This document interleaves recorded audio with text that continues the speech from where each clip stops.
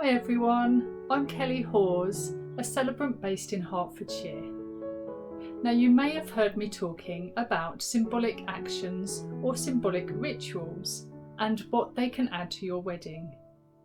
So today I've put together a little video so that I can talk to you about what they are and how we can incorporate them within your ceremony. So a symbolic action is something you would perform during the ceremony for everyone to watch, and it usually symbolises unity, two becoming one. Now it's not for everyone, so don't watch this video and think you have to incorporate one of these within your celebrant-led ceremony, but it's just an added bonus. And by all means, this list is not exhaustive. Go away, research on Pinterest, or adapt some of these ideas to suit you and your personalities. If you've been following my page for any particular time, I'm sure that you will know one of my favourite symbolic actions is the sand ceremony. I don't know why I love it so much, I just do, and for some reason it seems to resonate with lots of couples, so it's very popular. Now the idea is that you pick a coloured sand each, so that these colours are representative of you, one each. Now you can have, if you've got children already, then you can obviously have a colour for each of your children and invite those to the front with you to actually perform this ritual, symbolic action with you. So it's a really lovely one for kids too. So the idea is you will have an empty vase. This is the one that I use, nice heart-shaped one. You can get lots of different kits online, or you could use something, I've seen the mason jars being used and things like that. It's really good if you've got something that actually closes, has a lid, because you're going to get to keep this. And you don't want it getting dusty. So something with a lid, but the idea is you will pour a layer of your colour each and build it up so you fill a vase. So for this one, with the 4 colours, you could pick 2 colours each, or maybe you've got 2 children and you've each layered up your own colour. So the point behind it is not just to make something really pretty like this. The idea is that you can always see the colour that represents you as an individual. And while you're pouring it, I will talk about your characteristics and what you bring to the team, because we're all different, we've all got different strengths and weaknesses. So we'll talk about that as you're pouring this. But the symbolism is that now the sand is in this vase, you can't possibly separate those separate colours.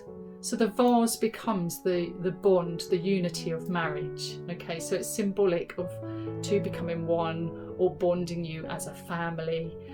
So I think that's quite symbolic, as I say, the whole point being that you can't be separated, just like you can't separate the sand. Now a different adaptation of that is to use coloured water. So again, you know, once you've, say if one of you's got a red and one of you's got a blue, and you're going to mix those into a vase, you're going to make a new colour, purple. So that new colour becomes representative of your future together. It's not necessarily something you will keep, because water isn't going to keep very nice, but it's very symbolic to show 2 individuals coming together as a team, as one, pour it into that vase and showing the future. So again, 2 becoming one, and the new colour that you make as a team together, and what that represents for your future. Here's one for those couples who maybe love their gardens or their house plants. So why not plant something during your ceremony?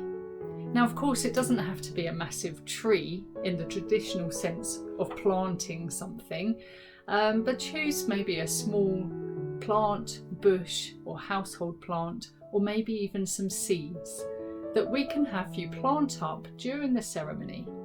And we will be talking about how this plant is going to be nurtured by the pair of you throughout your marriage, and that it's going to grow and bloom into something more and more beautiful as the years go by. which is very symbolic of what we want to happen to you and your relationship within your marriage. We want it to grow and bloom until it gets better and better every year.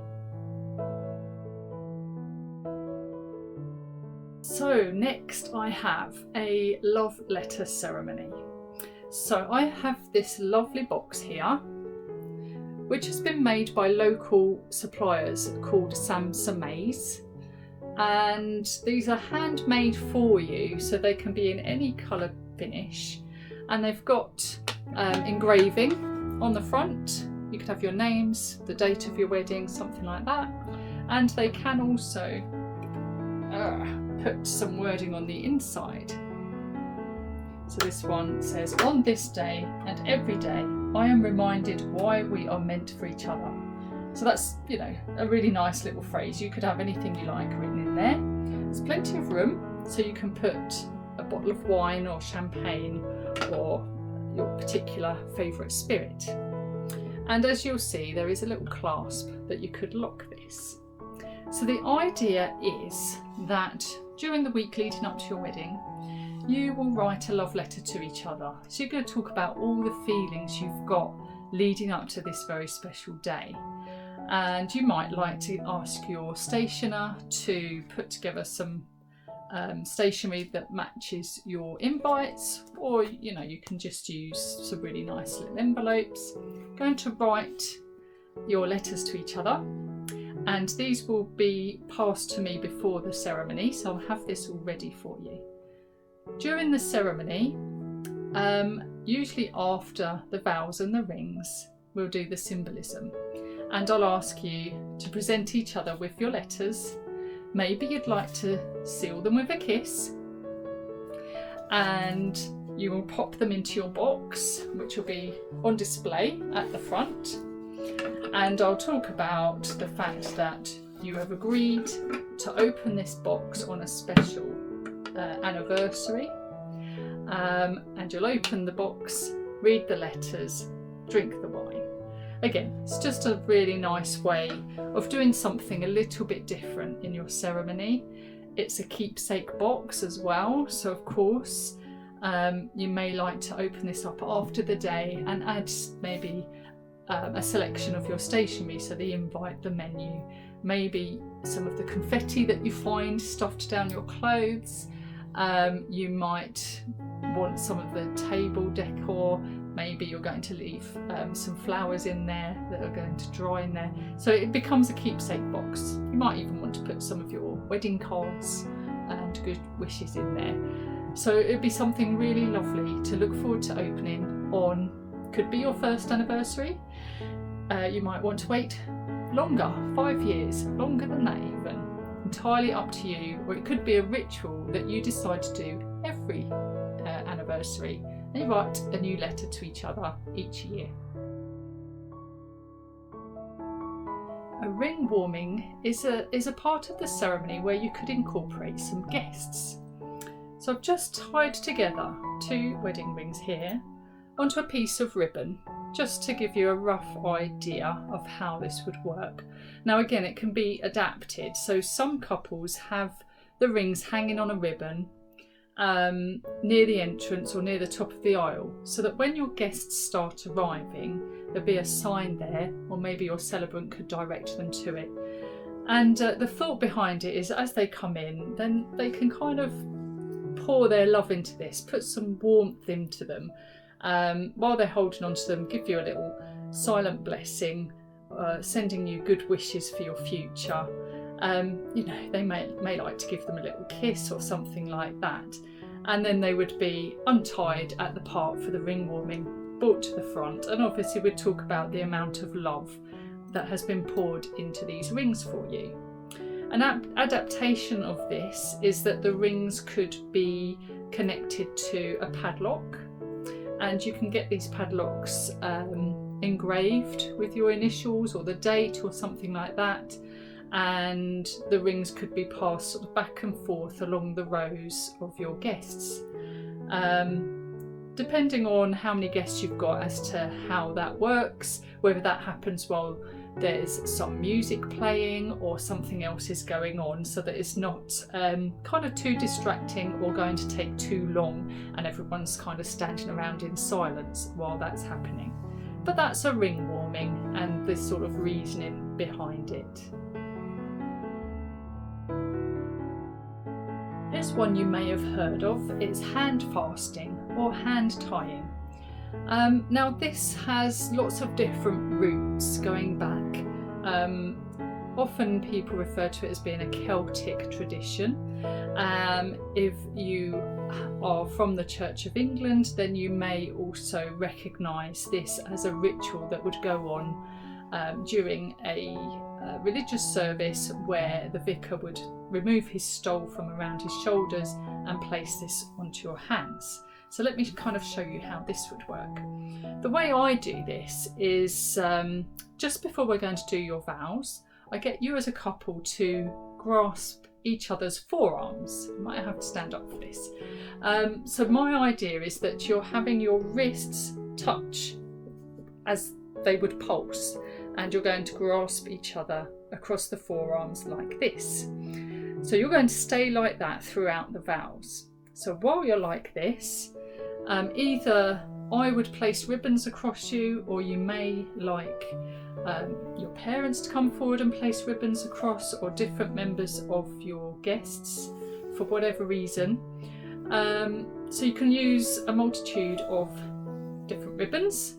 I've got one here that has just been plaited together, so you could use the colours that match your scheme, or you might use colours that mean something to you. If you look up the meaning of colours for weddings, you will find lots of different meanings. So you choose the ones that mean the most to you. So for example, white is often referred to as kind of purity, yellow for joy, red for passion, blue I think is honesty. You know, you'll find lots of different meanings. So we can talk about the meanings and why you've chosen the ribbon that you have, but of course they don't have to be of any meaning. It could just be that you want them to look pretty. So whilst you're clasped together like this, try and do this one-handed, the ribbons would be placed across you. And I would usually then tie these together, excuse me, while I'm one-handed. And as I say, while they're sort of loosely tied across the two wrists, you would say your vows to each other. And then at the end, I would get you to pull the two ends, an end each, and as you do it slowly, you actually tie the knot. And I think that's a really nice way of finishing the hand fasting, is to have you say your vows, you pull this slowly, and then get you to hold it up and say, look everyone, they've tied the knot. You know, it's just a really nice kind of way to finish a hand fasting and the vows. And it's a little bit of fun. And of course, tie the knot is a phrase often used for being married. Now there are so many different symbolic actions or rituals that are performed throughout different cultures across the globe.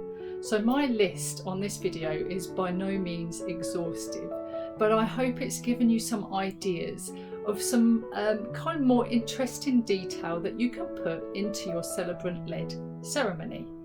Have a look, different ideas on Pinterest or Google.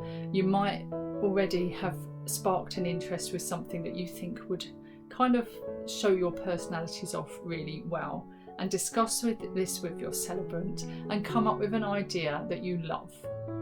Thanks so much for watching this video. I really hope it's inspired you to not only think about symbolic actions, but to really think about the wider options that a celebrant can add to your wedding day.